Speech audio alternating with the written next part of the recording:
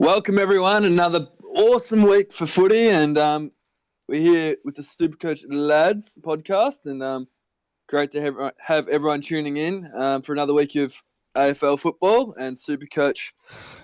We're through to the bye rounds now, last one to go, and it's been a tough ride. How are you boys, Soggy and Ant? Yeah, good, thanks, Butsy. Yeah, keen to get into this week. Thursday night footy, so it comes around quick. Yeah, we'll get stuck into it. How you going, Marco? Yeah, I'm keen for another podcast, boys, like every week, and keen to see the Bombers play on that Thursday night match that Slug just mentioned. So, yeah, keen to get into it. Yeah, so it was an interesting week last week. Another week of footy. Interesting. Only a few less games this week. And, yeah, some results that were a little bit unexpected, a little bit expected. St Kilda going up there and knocking them off. Hawks comfortably beating Adelaide. The Tigs beating Geelong again. And the Eagles losing to Sydney, up at Sydney. So, yeah, it was an interesting week of footy. I tipped them all, actually, so I don't think it was too out of the ordinary. Oh, you would pick Gold Coast up there, and I picked Gold Coast. I picked St Kilda. Yeah, I thought it was interesting. Anyway, Good so win how by did you? Saints. It was a great game, actually. So how did your week go, Marco, and Supercoach? Yeah, so this week it wasn't too bad with the 16 players I had playing. So I scored spot on 1.7k. Only improved in the rank by 300, so I'm sitting around 33k. Positives this week, he's always in my positives, is Jake Lloyd because he's super consistent. Ollie Wines had another massive week of 157. Fifey's captain was a great pick. Gray, Mitchell, and Sicily were also good. And just my negatives basically were my rookies. Martin was another one. He's been disappointing for a while now, though. And the clean man, McLean, getting injured was another one that hurt also. So, yeah, that's my week, boys. What about you, Slug? Yeah, I think I played you that week, didn't I? Sure did. Yeah. Actually, I had a pretty good week. 1,918, so moved up 8,000 in rank, and now sitting under that 20k rank, so I'm at 19,000 now. I was happy with the two blokes I brought in, which was Cade Simpson and Robbie Gray, who both went over the 120. But yeah, I was pretty happy with most of my primos. Basically, all of them went over except for the ones that didn't perform well, which were like Dusty, who's consistently hitting in those 80 marks. Nick Nat, who's still playing bugger all game time, really. And yeah, McLean, I think he cost us a lot of with him getting that knock right at the start of the game and played sore the rest of the game. But yeah, pretty solid week, and hope to have another one. How did you go, Butsy? Yeah, had a pretty good week. Made a real Thursday night. Struggled a bit, but I was playing one of my best mates, Les, who was on the podcast earlier in the year, and chucked in Big Yo from West Coast, and the big fella got best on ground in a losing game. Absolutely killed it. Scored 145 or something like that, and that sort of banked me a win in that league. So yeah, not a bad league. Picked up Toby McLean this week, and of course gets injured. Sorry about that, boys. Happens to me all the time. That's all right, Butts. Sicily played a great game off halfback. Simpson, which was interesting because he was struggling in the first quarter, and then look at halftime or three-quarter time, whatever it was, had 18 touches in a quarter, and went on to get 120, I think. So did real well. And so it was not a bad week for me. The usual, I suppose, which was pretty good. It's good, Butsy. Yeah. So, boys, I've been making big calls all year, and I've been helping all the listeners out there, and they've all been jumping on my advice. Last week predicted Silvani from Carlton to get his first 100 ever, and yep, knew it was going to happen. Definitely got it, and awesome.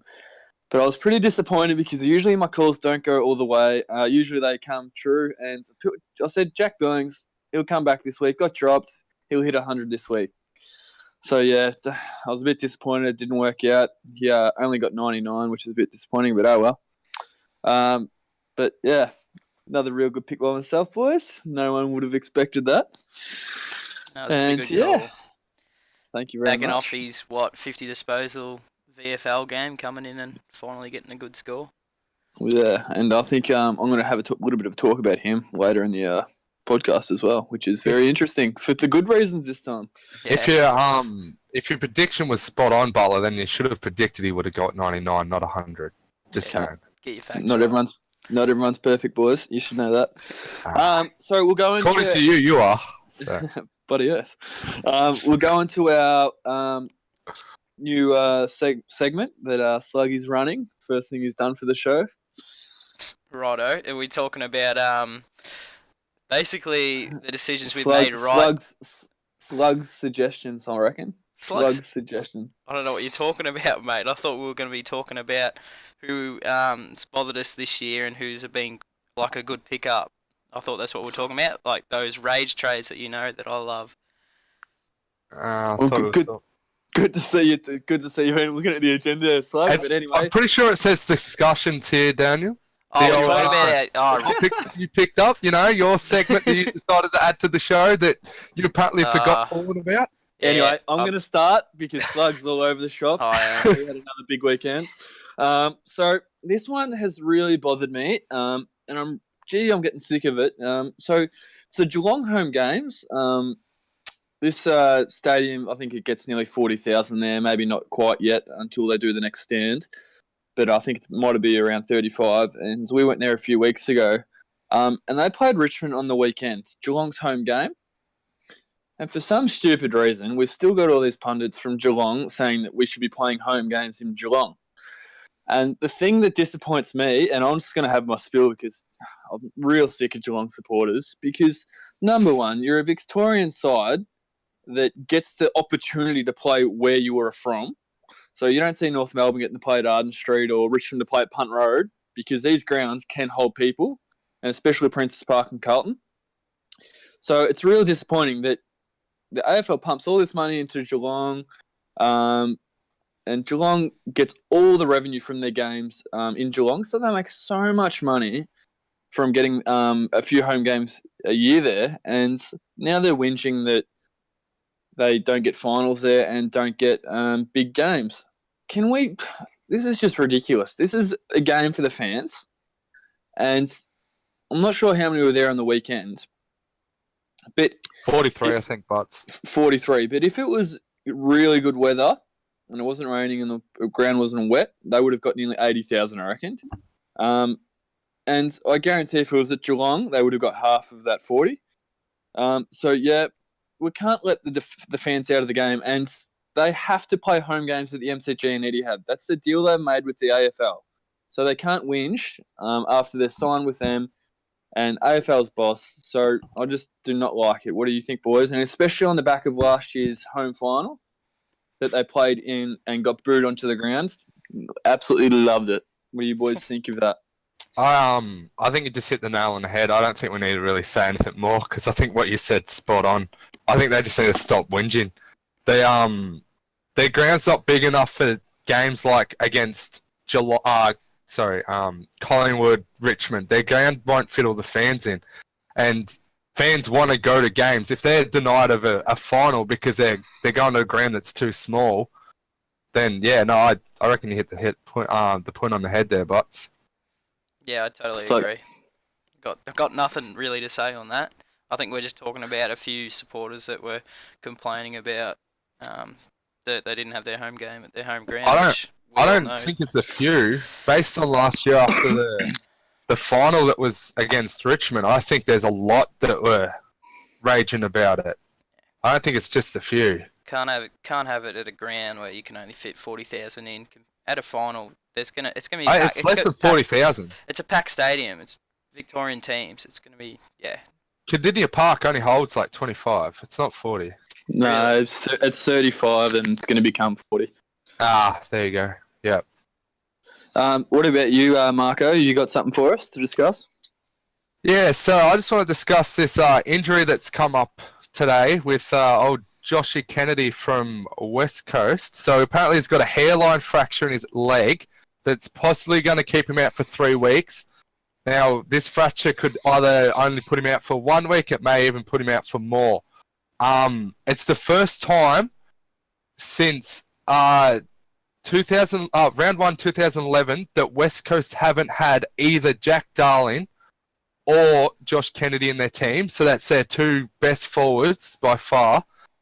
And also they currently have Tom Brass, who's their key back at the moment in full, like the back line. So there's 3 key players out of their spine. Now they got Fraser McInnes coming in to cover Josh Kennedy. What do you boys reckon is going to happen now with that West Coast forward line with those 2 big players out? How do you reckon they'll go? So No, you're putting it on me. Jeez, I've actually got no idea what's going to happen with that side. As you said, they generally have one of those tools in the team, or if not 2 of them. And they have been in really good form this year, especially Darling. They'll love getting him back in the next couple of weeks. It's going to be it's going to be interesting to see what happens with Eagles, because they're sitting on top of the ladder. They've been in the best form this year. I still think they'll finish up in the top 8, but I just want to see what happens in the next few weeks with the 2 big boys down. But yeah, they're just going to have forward pressure inside forward 50 if they're going to want to kick goals, which they do have some good small forwards in there. So yeah, it's going to be interesting. I can't really answer that question. yeah, I think it's going to be a massive wake-up call to the Eagles. They lost last week without Darling to Sydney at Sydney, which is very hard anyway. But they're going really well. Their backline is really sound. Their midfield is going that well. They dropped Dom Sheed, who's actually having a pretty good year. And they've been dropping people all year. Chris Marston, Luke Shuey hasn't been playing much. So they're actually going, I think they're going really well. And it'll be interesting the next 3 weeks. They don't have very hard games. They've got Essendon at home. And then they've got Adelaide away and Giants at home. So they're probably 3 games that they really should win. But it takes away the momentum that they have. I think they're coming back and they'll probably play, once they have all their players back, so Darling and Kennedy in their forward line, there's probably only going to be 4 weeks, maybe 3, if depending on how long Darling is out, to have some real momentum heading into finals. And I think it's going to be really interesting. They're sitting, second on the ladder at the moment, equal with Sydney.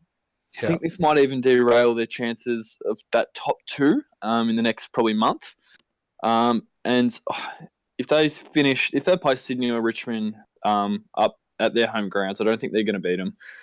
So I think this injury can be massive, and the next 3 weeks will be really important for West Coast. If they can continue to win 3 on the trot, then that really that helps the season. Something shocking, because I think it could go the opposite way, and I think that they could nearly put them out of contention for the flag, only because playing at Richmond and Sydney in first finals, and then trying to beat Richmond in a grand final I just can't see it happening if they struggle in the next 3 weeks. And we know how good Josh Kennedy is. He's been the best forward in the last 5 years, arguably, after maybe Buddy Franklin might just pip him. But Jackie Ray will be up there too.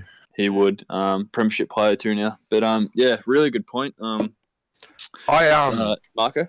I agree with you, but I reckon these next 3 weeks are going to be really telling. If they drop 2 of those games, I reckon they're gonna struggle to make that top 2, which is something, like you said, is something that they definitely need. I reckon, might be a biased opinion here, but I reckon Essendon have a chance tomorrow night.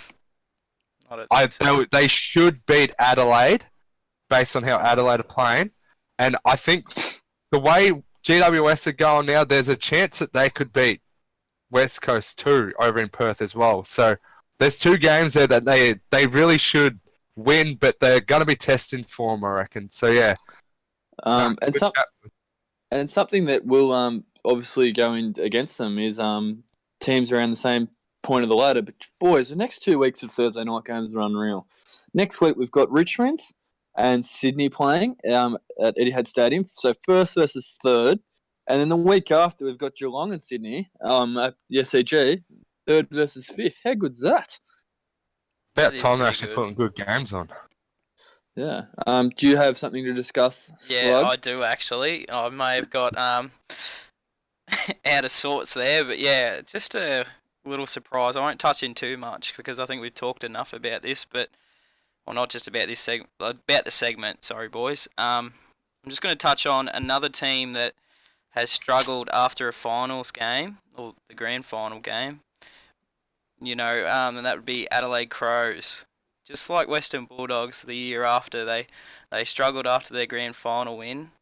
And coming into this year, I would have thought that Adelaide would have been, top two, top three. Bringing in Bryce Gibbs, you think they'd be a better side this year, but we've seen that they've had so many injuries this year, and it's really costing them. They've got no confidence this year, and they're not doing pressure around the ground, and they're sitting at 11th, and they're on, I think they're 6-7 record, and I don't see them making top 8, boys. I don't know about you, but they play West Coast when they come back from their bye, then they play Richmond and Geelong. So they're going to be tough games, and I think they play Brisbane and Giants. So I don't see them making top 8 this year after they probably had a lot of expectations to be in the top 8 this year. What do you boys think about that? Go, Bucks. No, you go first. Yeah, really, really surprising because at the end of the day, they were probably the best team, they were the best team in the comp consistently last year. Richmond had a fantastic finals run, and probably their last 10 weeks were the best in the comp. But from round 1 to the grand final, Adelaide were the best side, I thought, consistently. And yeah, it just shows you what injuries does. Like, you look at Carlton at the moment, they've lost Gibbs, Murphy, their captain, Doherty's out for the year, and I think there was one other big one. It was Levi Casbolt was out for a while. He's back in. Yeah. So their 3 best players anyway, not playing this year. I don't know, Gibbs moved, but Jeepers, if you have 3 big injuries like that, is massive. And they've had Matt Crouch has probably missed half the year so far. Yeah. His brother Brad, 2 St. Paddy's boys from Ballarat, he's missed the whole year, and he's a phenomenal player. Big Tex has been in and out, injured, can't get a run at it.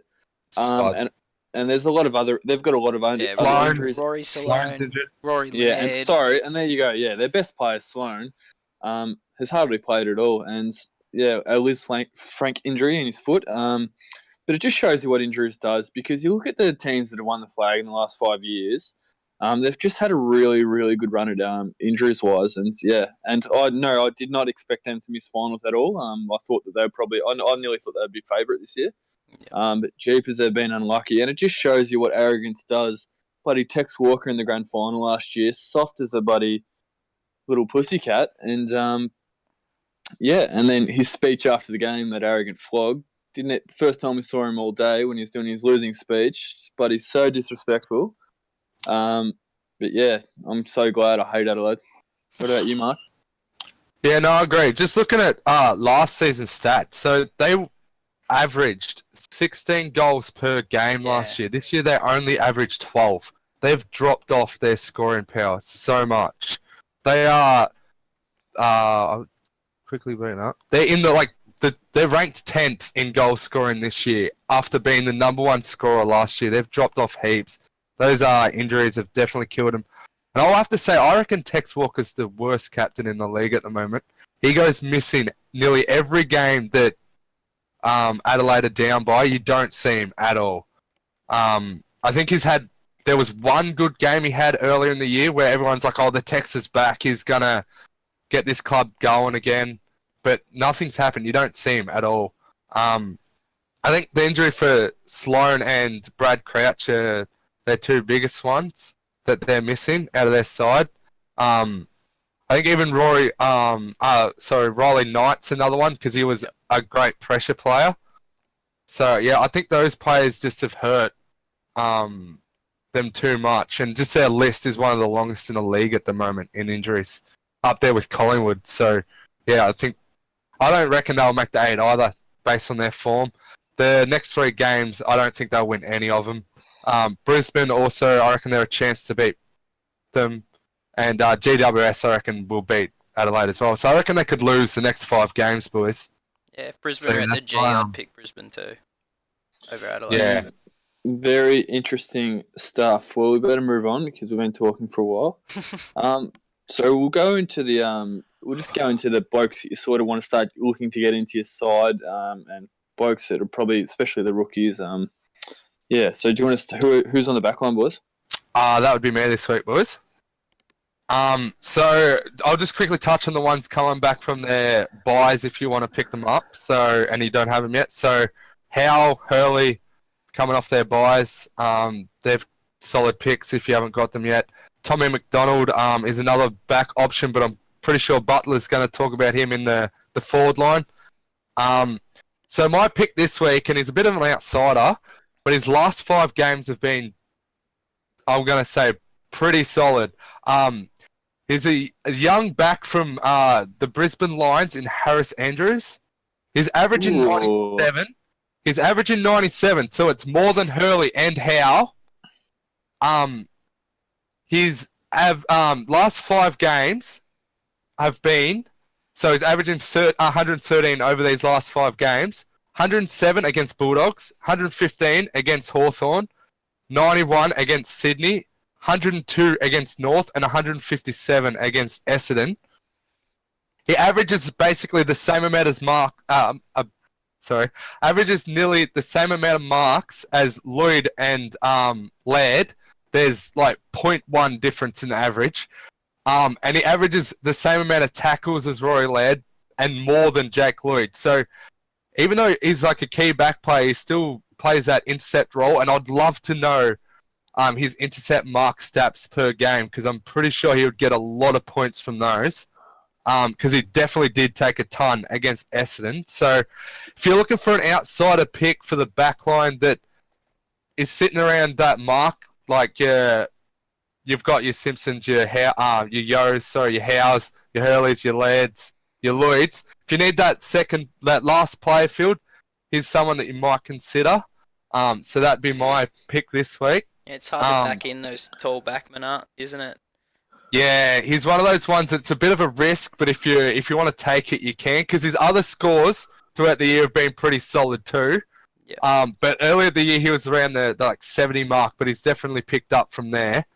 Yeah, and another one I'll talk about is Brody Mahocek. I think that's how you say it. Mahocek, thank you, Flood. First time you've actually corrected me on the name of an AFL He's player. a Collingwood player. It's a Collingwood player. Ever. So he's a second gamer from the Pies. He's averaging 66, so it's not too bad for a rookie. You kind of expect that mark on their first 2 games. He has scored a 92 and a 36, so his scores are definitely on a different scale. But if you're looking for that rookie option in the back line for a downgrade, he's one to pick up. He's priced at 102k. I think his job security is probably a bit of a risk. It is a bit of a risk. Buckley said if Ben Reed's in the side, basically may offer so. Yeah, but there have been 5.9k people jump on him this week. So if you want to be one of them, go for it. Personally, I won't be, but here's a rookie option this week to look into for you. That's the backs, boys. Can I just have a quick... So I was just having a look, and I noticed Harris Andrews, and I know he doesn't get that much of the ball. So he doesn't. I wanted to have a look why he's scoring so well lately, and I looked up spoils per SuperCoach points wise. So if you spoil something goes out of bounds or doesn't go, if it just goes into general play, so sort of these as a neutral sort of spoil, that's 2 points. A spoil to your teammates 4 points, which would probably happen half the time to him. And an ineffective one is 1 point. So if he's having 15 spoils a game or 10, whatever he's averaging, I'll bring that up for you, Butts. That's at least probably about 20 points, or like 20, 25 points that he's getting each week because of spoils. So that's good numbers. I did see against the Bombers he did have 10 1%ers for that game. Which I think is a huge number. So he's averaging 13 1%ers per game. So there's a lot of his points there. Yeah, body earth. Yeah. What about yourself? Second highest in that category. Sorry, Butts. All good, man. What about yourself, Soggy? Oh, well, I'm doing the midfielders this week, and I'll touch on three blokes that I want to talk about, just because they're not ones we all have, but ones that we probably should be having. I'll start off with my favourite player, which is Adam Treloar, and I think another bloke on this podcast might be thinking about getting him in this week. He's sitting in my side right now. Yep, that'd be the same here. He's only had the 2 scores under 100, and he's a ball magnet. He's an absolute bull in there. He'll get the contested footy, and his 2 next games, Carlton and Gold Coast, he's going to hit those big numbers against those teams. Solid numbers. I'd definitely look at bringing him in. Averaging 110 too. Spot on. Joshua Kelly, he is averaging 109, and we all know he had that injury at the start. Well, not right at the start of the year, but from round 4 onwards, he's looking pretty good. Like, it's interesting because you got Caniglio there. You don't know who to go with, but just on value and what Kelly was able to perform last year and coming off a 140 last week, he's someone I'd be looking to bring in. I reckon that that groin injury will be past him now. He's probably run out of it, and he hasn't scored under 90. He had a couple of 90s after he got back into footy from round 10, and and those were games where he had 30 or 40 disposals. He just didn't use the footy well enough. And another bloke. Yeah, you go, Botsy. So I just want to make a point. I was looking at Treloar, and I just heard you mention him. Just buyer beware, because with a lot of players, you need to start looking at who they've got in the finals, because you don't want to come up round 1 in the finals against someone who gets tagged. And Treloar, Collingwood are playing Sydney, and we know who's going to go to him. Hewitt. Yeah, Hewitt's going to go straight to him. And in the grand final, they're playing Freo, and you know that Banfield's going to go to him. So buyer beware. Just make sure when you're trading in people, really look at, especially premiums who you're buying in. Make sure you look at who they're playing that week, because if they get tagged, they're not going to get many points for you. Well, fair enough, Butsy. He scored over the ton against Freo 2 weeks ago, but yeah, it could happen. That's definitely something you got to consider. Not swaying my pick this week though, but sorry. Another one I'll touch up on, which I don't think any of you boys have, which is Clayton Oliver, who, absolute ball magnet. He just handballs a bit more than he kicks. I think I've touched on him before, but he's out of his bye, so he's definitely someone you should look at. He's averaging over 110 plus, and he'll be in the top 8, I think, pretty comfortably. He might have a bit of competition, but I think he'll be up there. And I'll just do what I've been doing the past couple of weeks and touch on some of the boys you should be looking at. So we'll go. I've got, Fife sitting on number 1 at the minute, which is crazy when you got Tom Mitchell sitting second. Got Clayton Oliver on 3rd, Patrick Dangerfield on 4th. Hopefully he spends a bit more time in that midfield. He generally does if they play against not top 8 teams. Patrick Cripps, and I've got Adam Treloar sitting there. And then I've got Kelly or Caniglio. It's hard to pick between the two. I think they're both going to score well. And I've actually put in Marcus Bontempelli, who's had a good run. He's had 4 of his last 5 games over 120 plus. And so I've removed Dusty from the list, boys. Gee, we could talk about him, couldn't we? What is he averaging? 89 in the last 5 rounds. 24 and 2 goals though. Don't mind that. He's a bit of a worry. All right. How are those forwards going, Butsy? Yeah, so a lot of teams have started to get their back line and midfield sort of sorted, because with the forwards, it's a little bit open-ended. It's a bit interesting. We don't sort of know what's going to happen for the rest of the year. You've got your normal ones that you should definitely have, and Heaney you should have. He's on the bye this week, so if you don't have him, obviously don't get him this week. Who else is there? There is Toby McLean and Robbie Gray. Buddy Franklin is interesting. I'd have a look at him because he's only 480k, averaging 101. But yeah, averaging over that 100, there's not really too many. And so it is interesting. Jack Darling is second. He's out. Toby McGreen hasn't played all year. He's fourth. Real interesting ones. Mitch Robertson is averaging 110 in the last 3, 101 in the last 5. So here's someone I'm going to have a look at it because he's a mid-forward swap. And if he can get his average up to 105, 106, I'm definitely going to have a look at him because he's never going to get tagged and he's just playing that midfield role. And averaging 102 in a side like Brisbane is fantastic. James Sicily, if you don't have him, you've got to get him in. I'm not sure if they have the bye this week or not. I think they may. No, they don't. They play the Suns, mate. They had it the first bye round. Okay, so you definitely got to get Sis in. But the one that I've been thinking about and been looking forward to talking about for a couple of weeks is he had his bye last week. But it's none other than the local from where I live in Edenhope, Tommy McDonald. He's the defender forward in SuperCoach. He's absolutely dominating this year. I think he's averaging like 4 goals a game. Absolutely touched up Collingwood when they got flogged by him. Averaging 123 in the last 3 and 124 in the last 5. So, yeah, really impressed by Tommy Boy. Averaging 113 is 556k. So, if you want to bite the bullet, go for him. Personally, I'd probably wait 2 or 3 weeks. His price will be a lot bigger, but if he keeps pumping out them scores, you cannot look past him.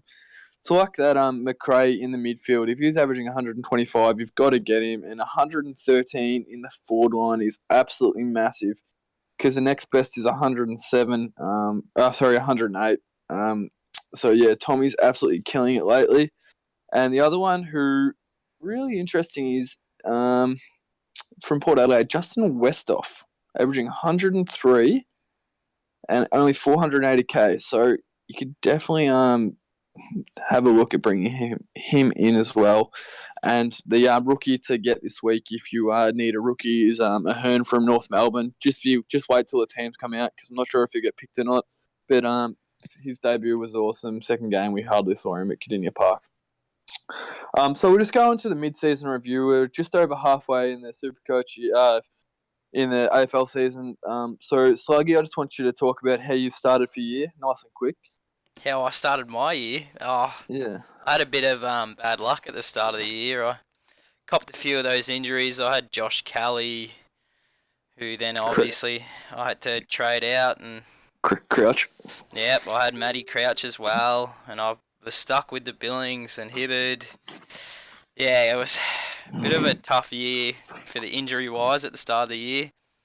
And I traded out Bontempelli, which probably wasn't he was spending like 90% of the game up in the forward line for a couple of weeks and panicked and got rid of him. Yeah, it's the story about that one. But at least the players probably besides Sidebottom, I brought in some good ones, which was Clayton Oliver, and Dangerfield for those 2 injuries. And yeah, it's looking all right, boys. It's coming along. I think I've got the top few for the defenders and midfield. I don't think I could slide in anyone else better than the ones I've got in at the minute, the way I see it. But yeah, it'll be interesting to see what happens in the last few weeks of SuperCoach. How's your team going, Marco?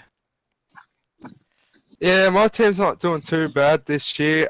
Like Slug, I had a bit of a rough start with a few injuries. Had to trade out Paddy Ryder, so brought in Stephen Martin. I thought that was a great pick because he's been the 3rd best forward in the league all year. Ruckman.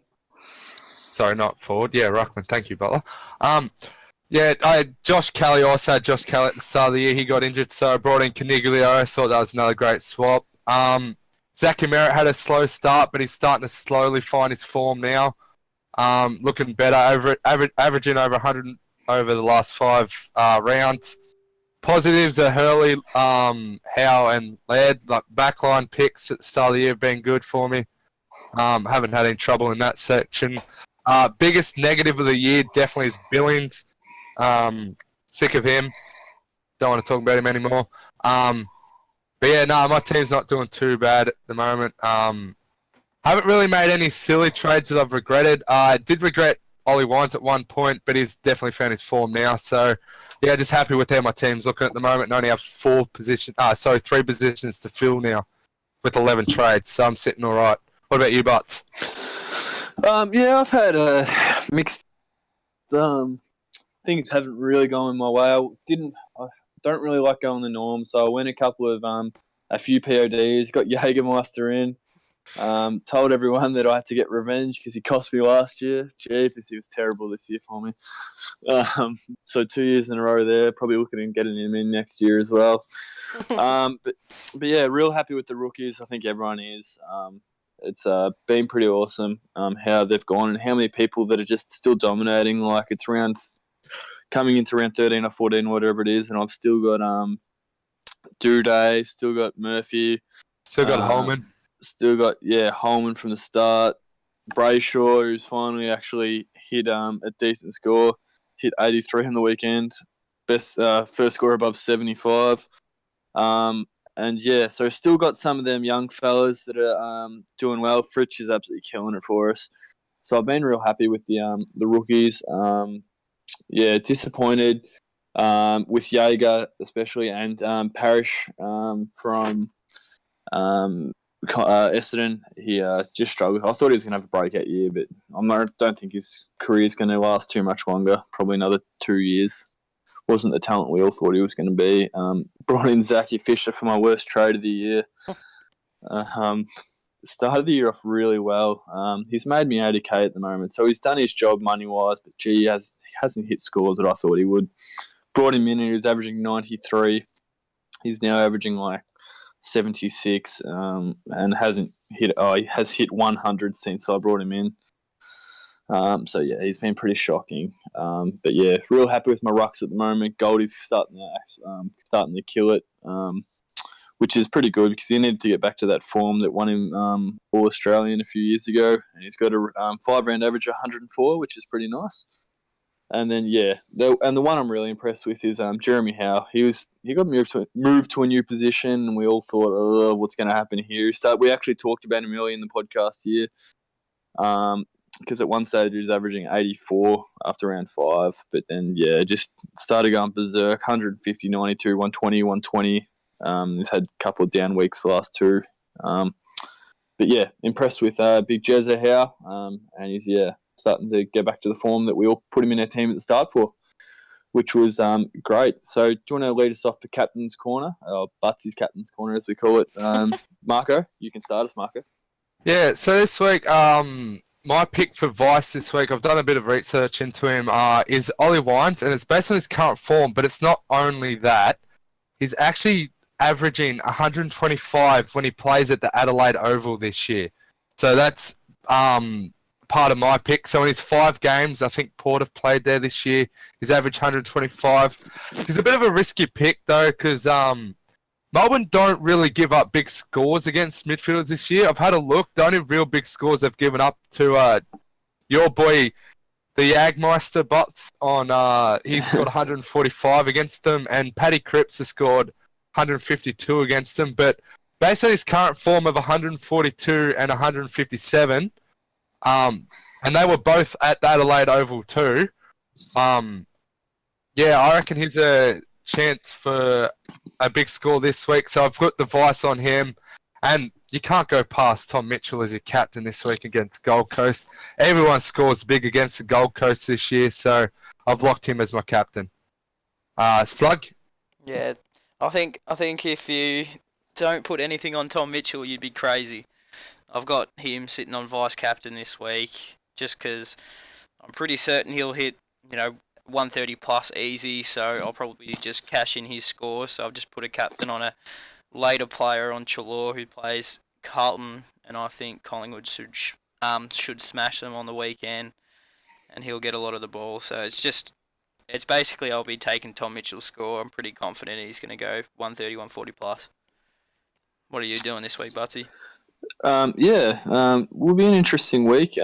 Looked at my big Gorney against Port Adelaide, but just probably too risky in the end.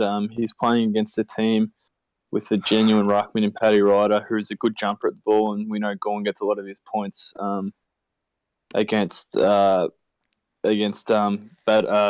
through his taps, sorry. Through his hit-outs, yeah. Through his hit-outs, taps, same thing. Cannot go past Tommy Mitchell. Chuck the Vice on him if you got no one before or after. So whoever's your best bet before or after the game. And we know with the buys that no one's locked out until the last game, the start of the last game. So you can easily do your loophole. If you don't know your loophole, just Twitter us and we'll talk about it. And I'm chucking my captain, real a risk, but I'm really hoping I don't need him, is Paddy Cripps. Had a couple of down weeks for us, still averaging 11, had 2 or 3 bad weeks. So I'm really hoping he goes big this week. But there's really not many players around because Geelong, so Fife's out, Danger's out, Abbott's out. A lot of players aren't around this week. The Swans players are out. Adelaide players are out. Yeah. So it's going to be a real tough one. If you don't have Tommy Mitchell, bad luck to you because he's going to go big. Go big. And so we'll just go on to our last segment, boys. A new one. It's called Power Rankings. Sort of got it off to the NFL. My idea, like all the good ones in this podcast. Huh. So what we're going to do, because it's the first week of it, we're just going to go around and just sort of say, so a power ranking is who you think is the most informed player in SuperCoach at the moment. That's what a power ranking is. So most informed person or team or whatever you're going to do your power ranking for. So we're doing it for SuperCoach players. So we're going to do our most informed SuperCoach players right now. If there's injuries, obviously Jack McRae's injured at the moment. He's out for 4. I'd probably trade him if I were you. If you need to get into finals, if you sit in top 2, then I'd hold. So he won't be in it. He'd be definitely in the top probably 2 for the year. Letting you know, it's about form right now. So do you want to start us off, Sluggy? Yeah, I can start it off. So top 4, I've got Grundy sitting in 4th, who had... We're doing a 5. We're doing 5, all right. Well, let me think of the 5th one. I'm going to have to pick Paddy Dangerfield at the 5th. That's the best one I can think of right on the spot. So there we go. Paddy Dangerfield on 5th. Hopefully, he still scores well, but he hasn't been hitting the scores he hit last year. Now I'll start at 4. And I got Grundy sitting there. He was in really good form at the start of the year. If we'd done this 6 weeks prior, he might be up there 2 or 1st. Or probably not 1st, but up there a little bit higher. I've got Tom Mitchell sitting in 3rd, who, he's been probably one of the most consistent players we've had all year, hitting those 120s nearly every week. And I've got the big Maxi Gawn sitting in 2, and Fifey Boy sitting on 1st. What is yours look like, Marco? Yeah, so at the bottom of mine, I've got Stephen Martin, just for the fact that he's just been super consistent as a ruckman this year. Oh, that's so biased. Yeah, that is very biased. Look, he hasn't gone under 100 in the last 4 rounds, so I'm sticking by my pick. He's still a top 5 SuperCoach player. He's not top 20. He's, super consistent. You're overselling him a little bit. Biased pick right there. I love me Stephen Martin. Anyway, keep going. We're not moving on. I just put that one as a gag. Let's get a reaction. No, you didn't. Serious ones. Serious ones. Not. I didn't have a 5th, so I just. You are such a liar. Second one, Tommy Mitchell. So I've gone a bit different to you boys. So I've got him sitting at 2. So the 4th best. Yeah, sorry, 4th best. Sorry. Maxi Gawn's my 3rd. And I got Fife as my 2nd, and I reckon Brody Grundy's number 1. I reckon he's he's been huge this year, Brody Grundy. So I picked him as my number 1. He's your number 1 SuperCoach player this year. In my opinion, this week. Oh, at this current point in time. Yeah. Current point. Yeah.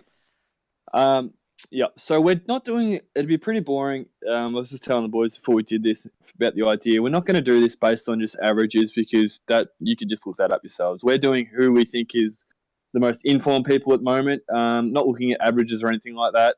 Just who we think. So number 5, I went Danger. I think he's starting to hot up now. Got off that calf niggle. Number 4 is Fife. He's just been massive. A little bit inconsistent. Cost him the top 3. Number 3 is Grundy. Has had a huge year. Tried very hard to get him to that top spot, but just couldn't find a way for these 2. Grundy's having a standout year. I think he's the most improved player in the comp. Absolute jet. I think he'll probably nearly go top 10 Brownlow, which would be really, really good for him, especially as ruckman, and he's only 24. So, gee, Collingwood have found a good one, especially at the age of 24 to be doing this well. Number 2, you cannot go past the absolute jet. Started the year on fire, but he's absolutely backed up his work, and that's Tommy Mitchell from Hawthorn. Leading possessions, as we know. But jeepers, boys, I was telling you before, has hit under 125 4 times this year, and that is a phenomenal stat. And our number 1 in SuperCoach this year is not Todd Goldstein, Max. Do you like that one? Yeah. I was doing a marker. Maxi Gawn has absolutely been massive this year. And I did this on, the only reason I picked him over Grundy is because Gawney absolutely smacked him in the ruck against him 2 weeks ago. I think he scored less, though. I'm pretty sure he scored less, though, but he did score less. He did score less, but he easily took the points. It's not all about SuperCoach, but that is why. They're different kind of ruckman there, Butsy. But yeah, he did win the ruck contest. But just quickly, boys, who put Max Gawn in the top 10 at the start of the year on that camp we went on? That camping weekend we went on, and had Max Gawn in their top 10. How can you remember? And you all laughed at me. You all laughed. Nah. Anyway. And yeah, so I think Maxi's the number 1 player in the game. And we'll decide. We're going to make this a collaborative thing. As the teacher would say, collaboration is key. And we're going to put ours together next week, and we'll start doing a weekly one who we think the 5, 4, 3, 2, 1 is at the moment. So, boys, great podcast again. Had a real annoying day with all my students at school, but yeah, I was really looking forward to the podcast. So, thanks for being company tonight. Yeah, not a problem, Butts. It was good to get this one done, and keen to do it again next week. Yeah, good podcast as always, boys, and looking forward to another massive week of footy, and hope the Bombers get up against West Coast tomorrow night. And finally, boys, the return, making the comeback this week. Where me and Sluggy are playing down in Balmoral. And we've got the absolute rivalry, Harrow versus Eden Hope. It's going to be a close match, and it's just going to be on all day, and I'm really looking forward to it. And yeah, found out today that Jared Waite is out for probably a month, which is really going to hurt North Melbourne. There's no time frame on that one. Yeah, so it's going to cost you guys big time. I think it will probably cost us finals. Unfortunately, he's probably been our 2nd or 3rd most important player this year. Anyway, boys, have a lovely night, and I'm going to go tune into the front bar and watch Mickey Malloy. All right, cheers, boys.